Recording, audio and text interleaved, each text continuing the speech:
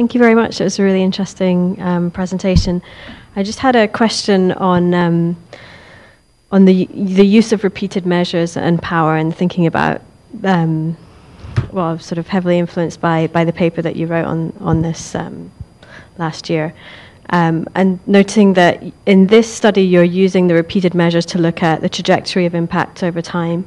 So in that sense it doesn't help you power-wise. And then just wondering,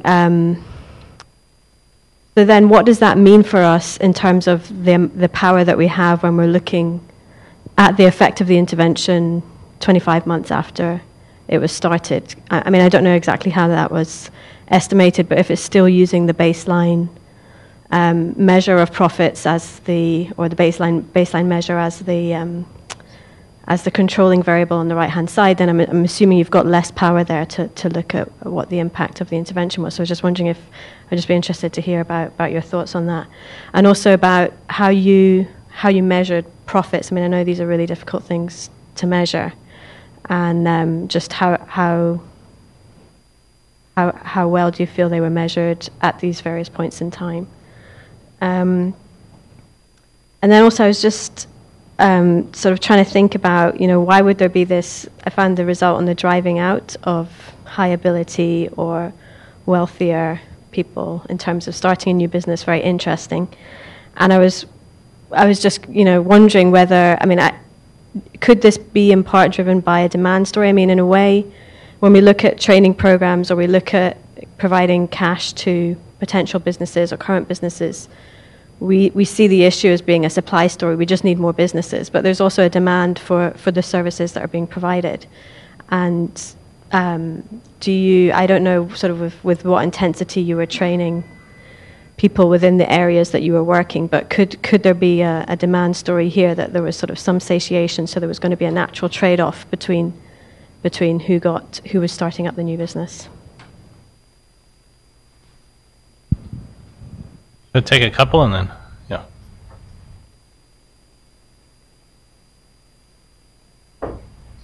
Hi, I have two short methodological questions. First one is the 30% who chose not to attend the training, were they put then into the control group or were they dropped? And the second question is, how did you what did you do that made it possible to follow up people so many times? Did you use GPS coordinates? Did you take names? Did you take addresses? How did you have such a good follow-up over multiple visits? And then my last question is a little bit broader. One of the critiques of impact evaluation is that they don't take into effect other things that are happening beyond just the 2 or 3 groups that you're looking at. And so I was curious what else was happening in Sri Lanka in the second year. Did the world economic crisis hit Sri Lanka, and is that why you might have seen the fall off in the last 2 measures across the board? Thanks.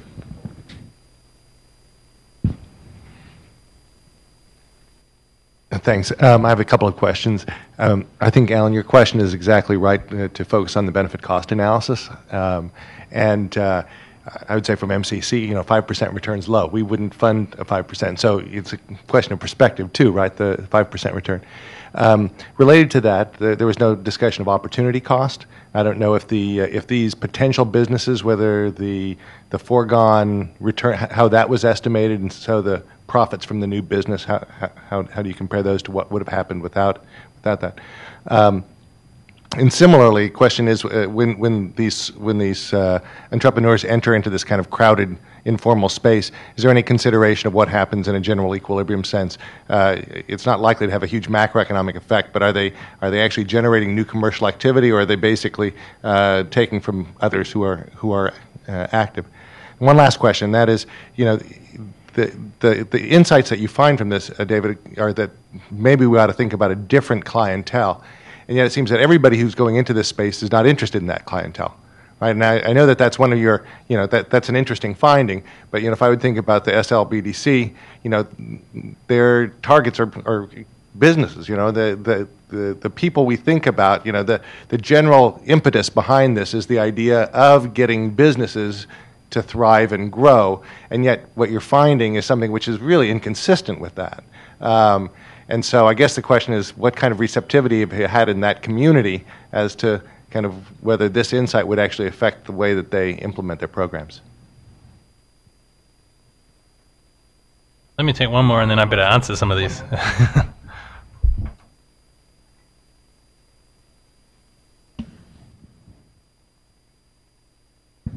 Kathleen Wu with USAID. Your presentation is very intriguing. I was thinking when you measure the profits, you said you measure the profits, and I think that perhaps sales or revenues will be a much better measure, given that, like Alan suggested, there are certain types of businesses that would require a longer investment in the startup period, which may not generate the kind of return that you would see in a 24, 26 month period. And for the same reason, you probably also have to do measure the sales as a part of, as a measure of impact for even longer period of time. And someone also commented about the exogenous factors such as the economic climate. I think that's something that should be accounted for. So that's the one comment. And the second is it's interesting for you to kind of look at the relationship between one's analytical skills and the wealth. But I would say it's more than that, because we did a lot of programs in Sri Lanka, particularly in the northern and eastern province. I recently read one evaluation of that's obviously it's training, but not business training. It's skills training to girls or women who we want to create jobs for. So we want, for instance, we helped a business, a garment factory, to start recruiting villagers, people who don't have jobs, and we provided funding to make to enroll them in the kind of 18-month training program, and the attrition rate is surprisingly high. It's over 50%. And what we found is that even though they generate income, they're obviously much better off, than before they got the jobs. But there are other reasons that are related to cultural and the religious reasons. For instance, if someone in the family gets sick, and that woman a lot of times ends up being the caregiver of the house. Also, the culture of those places where the girls grew up do not necessarily welcome that kind of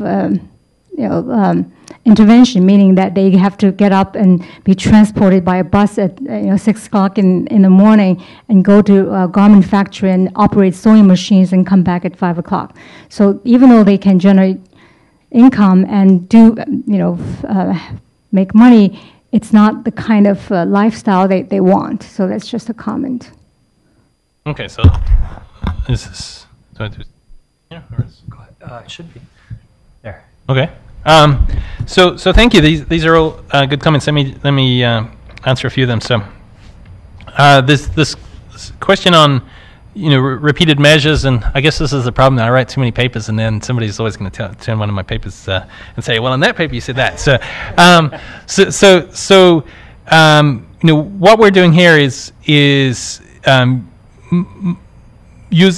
mostly using the repeated measures to look at the trajectory of impacts. We do some work where we combine, for example, the 4 and 8 month periods together and the 16 and 25 month periods together, so we can boost power a little bit by that, because those effects look pretty similar at those horizons. I also do some things where we ask about several months of profits. So the 25-month survey asks not just the last month, but asks several months of profits around the 25 months. So I can boost power around those windows, but then we can sort of also do something there. This question that's come up from a couple of how to measure profits, I have a paper on that we did a bunch of studies in Sri Lanka on how to measure profits, and the paper, which is called something like "Don't Look Inside the Sausage," just says, ask people directly what their profits are. That you get much better answers than going with these types of firms than going through detailed revenue and expenses, where they get lots of errors in each item, and so then there's a lot of noise in the combined items. So we use that measure there, which we've tested in Sri Lanka and in these types of firms.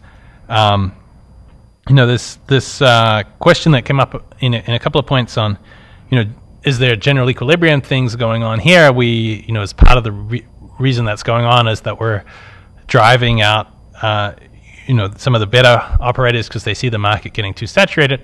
We chose Colombo and Kandy, and we spread out amongst a whole bunch of districts in part because these are populous areas where, the general equilibrium effects are going to be very small from our particular study. If we were to take this to scale, I think those are much more important. We can't address this issue then of, are any of these new sales they're getting coming from others versus coming from, new customers, because we don't observe the others. We only observe the people in our sample, and there's, the control group's not really getting affected, I don't think, by them, or the extent that they're affected is very small. But, if there's 100 other firms around them and each of them gets a 1% hit in sales to increase, by 100%, our treatment firm will never know. And so I think that's, we need somebody with a lot of money to fund some of these studies where we can look at some of these market issues. So MCC, USAID, yeah, good.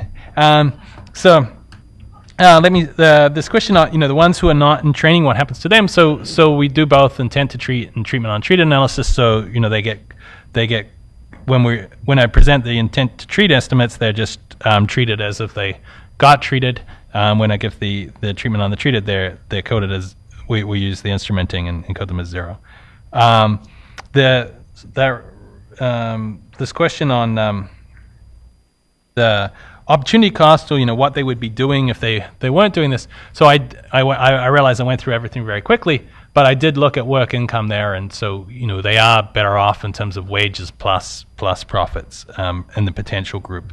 That's the what do we do to reduce attrition? We work with Suresh. So he's the good thing about being about Sri Lanka from our perspective, which is perhaps not so good for the country, but good at the moment, is that there's a shortage of jobs for skilled master's students, and so that we get very good master's students from the university who we train up and have a full-time survey team who then spend a lot of time going around, tracking these people down. Mobility is also a lot less in Sri Lanka than it's been in a number of other countries. So it's just so much easier finding people in Sri Lanka than it has been in any of the studies we've done in Latin America, where people just move around a lot more, shut down their businesses, open them up a lot more. In Sri Lanka, people just are not moving from one city to another so much. They're not. We're working in urban areas, so it's in the urban environments, but it's just a lot less mobile than in some of the other places, which helps in this. And then I guess this question on what else is going on. I mean, the big thing that went on in Sri Lanka during this period, I guess, and I need to look up and date that again, is the end of the civil conflict. And so if anything, that was much more than the economic crisis in Sri Lanka. It was kind of this big positive boost for Sri Lanka. And I think that's more for these micro firms, that's much more important than anything going on globally. So I may have missed one or two, but I'll leave it there and see if we've got another round of questions.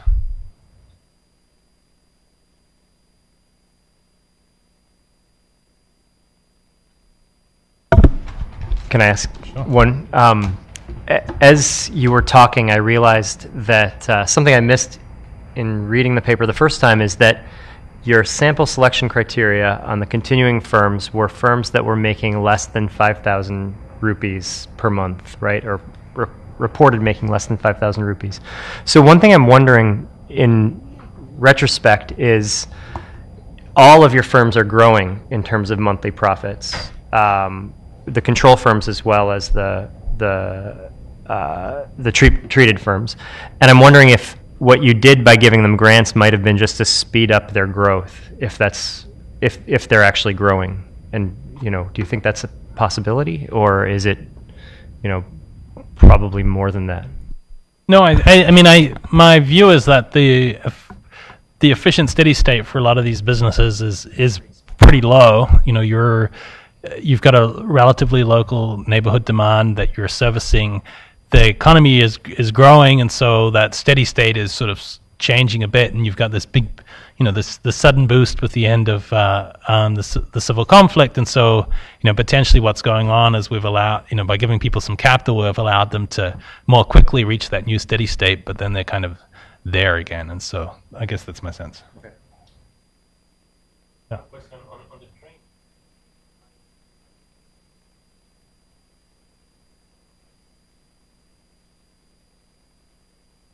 So the training told them how they could formalize if they wanted to. It did not, you know, I should explicitly show that as an outcome. My sense is that hardly anybody formalized. On the books, it was more keeping personal records than hiring accountants or anything like that. I mean, the thing that would increase costs is doing more marketing, and so, you know, there was encouragement to do more marketing. But again, a lot, you know, this was not taking up full-page newspaper ads or anything. It was, you know, doing a lot more walking around, putting up some posters around the, you know, putting up a sign outside your store, or, you know, things that are relatively low cost. So I don't think the training would have entailed a lot more costs for them.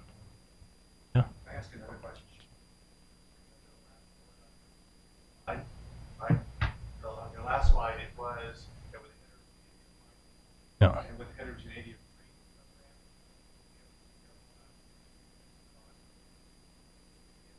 struck me about your list of findings here is that there really isn't that much heterogeneity in findings.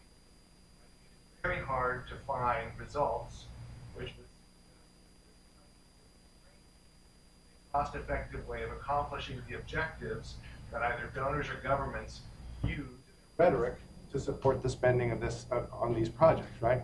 Now, are you just trying to be polite, saying that we study more, or am I missing, you know, or are there in fact some more sophisticated, nuanced results which would suggest that kind of a broad finding is overly pessimistic or overly negative?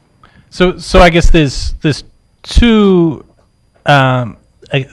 several parts to that response. So the first is that you know, I've talked only about female business training here. There's been a few studies that have looked at males as well. One in Tanzania has, you know, found quite high impacts for men, even though not for women. You know, that's something that we've found with giving capital as well. As, you know, these male owned businesses have really high returns to capital, and it does seem like, you know, there's a lot of work for action in that sector there. And, you know, let's not get sidetracked into to talking about why that is, perhaps that gender difference arises so much in this talk, perhaps. But so I think that's one thing is you want to be careful saying, you know, this training doesn't work for anyone. Where, you know, our results suggest for potential business owners here, it's having quite strong. It's having some effects. It's for male business owners, some of these programs have found more. The second thing is that, you know, this was a point somebody mentioned.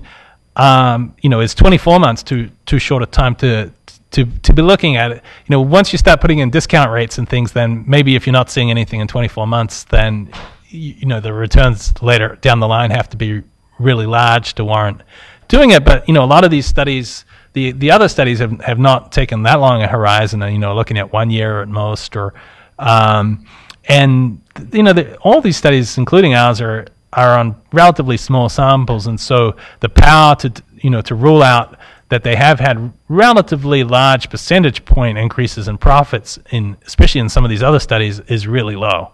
And so, you know, the fact that they haven't found impacts on profits may just reflect that the studies are all underpowered rather than that there aren't impacts on profits. But yeah, I mean, I think certainly there's none of these studies are fantastic news for people who are promoting a lot of business training. So. Hi, my name's Maeve Quigley. I'm with Comonics. I actually manage a program in El Salvador where we're supporting business. We're basically restructuring business development support for small and medium enterprises. So I'm very curious about the testing the hypothesis about whether or not it's basically a 3-day business training has long-term impact on economic growth. And it's very kind of a switch there. It's kind of a black and white solution. I'm curious about whether you've been able to test the hypothesis on different types of business development services, because I think there's a broad range in the development community of different types of approaches. Some are very short courses. I think that an accompanied business coaching is another approach. Another approach that our project is actually working on is, we call it the buyer-led approach, where essentially that we're working to promote, we're improving business development services with the target indicators that these services are measured on how much sales they actually achieve and jobs that they create. And so they're working with the businesses to increase sales, increase jobs, and it's less process focused. And I noticed that the training that you had outlined was very business process focused. So I was just curious about whether you've been able to test the hypothesis of different types of business development services. So this is, yeah, I mean, I think this is, again, part of the answer to, there being this heterogeneity of programs and impacts. What I didn't talk about in the studies at the start is there's also studies which have typically dealt with bigger firms. There's work in Mexico and in Puebla by Dean Carlin and Miriam Brun and Antoinette Chua, where they had a year of mentors, consultants working with firms, and they find quite big increases in sales, although no increases in employment there. Martin Valdivia has this work in Peru where they have intensive consulting and find some work on smaller firms. Chris Udry and Dean Carlin have work in Ghana where they have Ernst & Young consultants go and do meet with the firms over the course of the year. There they don't. Those are tailors, and they find zero impact of those consultants. I have work in India with much larger firms where we have 720 hours of Accenture consultants going in and really changing these firms and finding quite big impacts on quality and things. So I have no doubt that high quality intensity works, whether it's cost effective for these very small firms. In the absence of being able to do really good targeting so that you get these gazelles and you're only offering it to these ones that can grow a lot. And even in that case, it's sort of, the question is what's the market failure that prevents those guys from doing, buying this service on their own if they're the startup, and, should we just be, giving them some credit so they can pay for the, borrow to finance this training? It's, I think these are, this is where we're at. I guess we there's a lot to figure out in this sector. Sorry. No, only one comment, because when they did this training, this package, were they expecting really increasing profits, or they were expecting them to adopt some practices, which there was something, but the pathway. So if you follow the pathways of the training and in your questions and in your survey, how much of those practices were adopted? How successful were them in terms of adoption of this 3-day training? Because there are happening crazy trainings of 1 day. We are evaluating one of 1 day set of videos, soap opera, and they expect huge changes in the life of these people. But the idea is how much you can track their pathway. So not the impact, but the outcomes in the process is something that you can follow. Yeah. So I mean, these obviously things like just keeping better records. It's harder to think of the direct pathways to profits from that than things like marketing, better cost control. I think the Improve Your Business program, a lot of those things are meant to be pretty directly linked to expenses and revenue generation. So, I think for us, it's tricky because on one hand you have the practitioners saying, "Oh, we've moved on from those things," but on the other hand, when everybody's trying all these different programs, you want to take the one that's kind of the most used program and say, "Well, at least let's start with that." And here's one we can at least say has been used in a whole range of countries, and let's start from that and see whether that's doing anything or not. Yeah, I mean, it's this. When I talk about some of the these other studies, there's a range of hours, but there's not it's different from vocational training where you're taking people in for a year or a year and a half and they're doing nothing but that. Even the programs which last a while, you're sort of bringing people in half an hour at a time over the course of a year rather than, putting them in for, 45 hours over 9 days is not a trivial amount of time. It's as much as a college class, right? So it's, it's the question is whether there really are these money lying on the floor where you can just go and change basic practices and sort of, some people are very skeptical and then the other people just sort of say, I walk in and I can see automatically that there's a million things that these firms could be doing better. And so, I guess it's kind of hard to change. Well, only to add, just a little question. We're in an environment which is very close to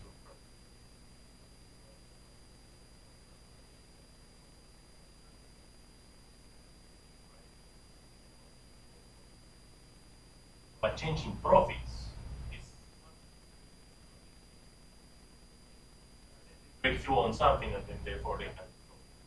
Market structure issue, I think, is important to look into all these. Sorry.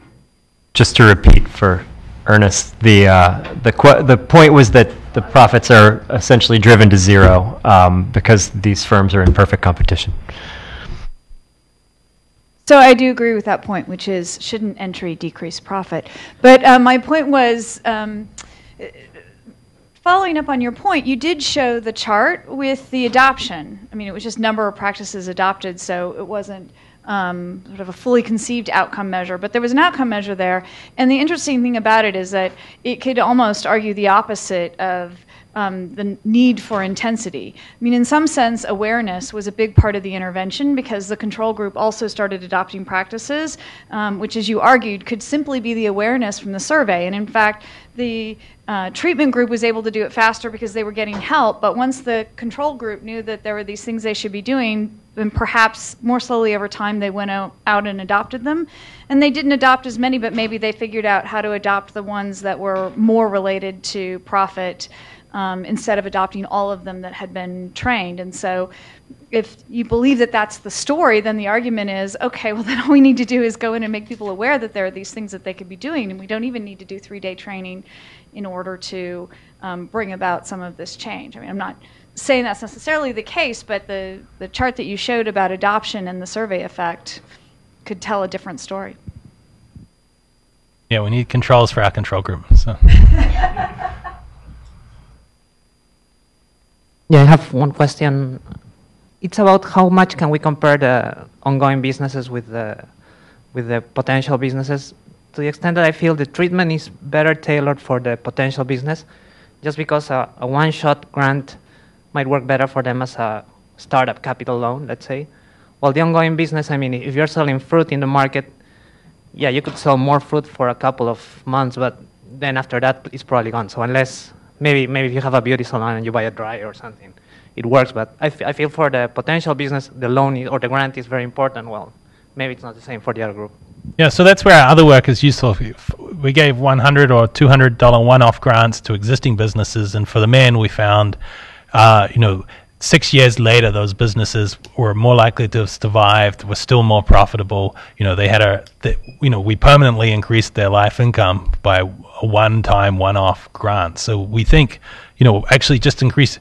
So this is the answer also to the perfect competition. We think there are a lot of market failures, and that on the individual basis, there's a lot of people who could potentially make themselves a lot better off if they were able to overcome credit market constraints and potentially, constraints on the skill provision side. And so that's why, that's the rationale for intervention in these markets. Even if on a general equilibrium level, if everybody did this, that all drive away the gains to zero. And so, I think that's what's, with the grants, just getting a few more things to sell in your store makes a big difference for firms, or just having a little bit more equipment can make a big difference to individual firms. There do seem, at least on the male business owner side, to be a lot of, relatively poor individuals who could be earning, more income for themselves if they were able to get a bit more capital into those businesses. So that's my answer there. Sorry, I know there was a bunch of questions around. calculating profits question. If they learned how to do better record keeping, then might those who took the class do a better job of accounting for cost and systematically have lower profits? And then I don't know if this is taking it too far, but might they also realize their businesses are terrible and drop out? No, this is a good question. It's an issue with a lot of these business training programs, and so for us, I should say we have no differential impact of the training on survival. So there's nothing going on the dropout side of that for the current firms. Maybe on the maybe the training helps people figure out that their businesses would not be profitable to start with, and they drop out. Although Wyatt would be the high ability people. I guess they figure out their opportunity cost of time is high. On the whether this actually changes their reporting, we need to do a bit more on that in the paper. Because we have a variety of these relatively simple measures that we can get some sense of from our other surveys that they don't seem like they've changed dramatically how they're reporting on those things. I guess I'm reasonably confident that that's not what's driving our results, and it seems we don't really find much in the way of results. If the training only was causing people to suddenly dramatically change how they value their profits, then we should see the training only versus the control group to maybe have directions in one way or another, and obviously the effects could offset each other, and so we need to do a bit more on that, and that's something that a lot of these studies struggle with when you don't have verifiable administrative data to compare to. Hi. I'm Emily Hogue with USAID and work on the Feed the Future initiative on monitoring and evaluation. And we have a project that we're getting ready to evaluate very soon that seems, or we're getting ready to design, that seems similar to the project that you were working on, and I see a lot of similarities. And so a couple of methodological questions. If you could go back and fix or change one or two things on this that you think would improve how this evaluation came out, what would they be? Sort of lessons learned. And then the second, I'm sorry, I'm blanking on the second. We're for mixed methods, strong believer in mixed methods. So seeing you didn't include a lot of qualitative, how do you think qualitative could have added to the value of this evaluation? And is the reason that you didn't do mixed methods because of funding, or were there more practical or methodological reasons? Sure. So let me start with the second one. We go and we do a lot of case study interviews of these people in between survey rounds and use that to inform our survey questionnaires and things. And so we do have. Certainly we're by no means experts in that, but we do go and talk to a lot of these businesses. I myself got violently ill as a result of going to one of these businesses who we trained and suggested they expand into other products, and so she now was very proudly making oil cakes and gave me some of her oil cakes that she was making, and I was sick for 2 days as a result. That was very good hands-on analysis of why this training may not have actually worked to increase a lot of sales. That's